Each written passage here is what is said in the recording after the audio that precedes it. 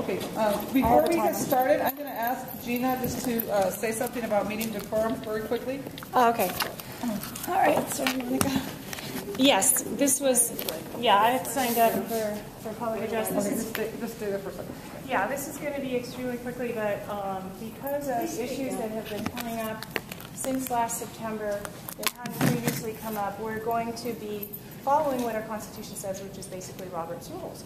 So it's a good thing because when this started coming up and people wanted their comments included in the minutes, I got out Robert's Rules, and we already discussed that, so I don't want to go back through it. But the reason for Robert's Rules is to stick to the debate issues, not the personalities. And there is debate decorum that needs to be followed in our assembly. So what I wanted to do was really quickly give you some brief advice or some brief information on Roberts.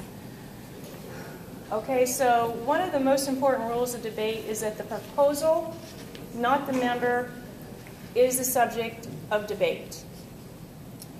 Vigorous debate about the merits of a motion is central to the very idea of a deliberative assembly.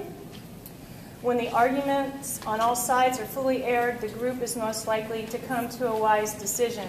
Criticizing an opponent's reasoning, however, is different from criticizing the opponent's personality.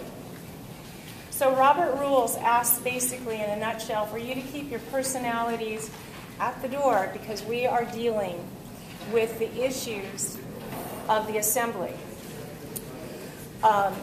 So I'm not going to read all of these, but I do want to point them out because we're going to be abiding by them.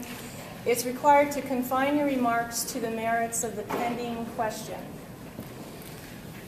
Refrain from attacking a member's motive.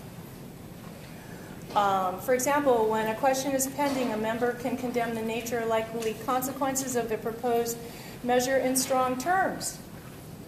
But he must avoid personalities, and under no circumstances can he attack the question or the motives of another member. Is that clear? Yeah. I'm confused. Is this public address or a debate? This is public address to inform the assembly of Robert's Rules that have not been followed. And I have the floor right now. You have not been recognized? I have the floor. Please, you have the floor? Yeah. Okay, all remarks get addressed through the chair, and I'm glad that you asked the question. So you cannot interrupt someone once you have the floor. In order to get the floor, you can't call out from the back, hey, I don't like that.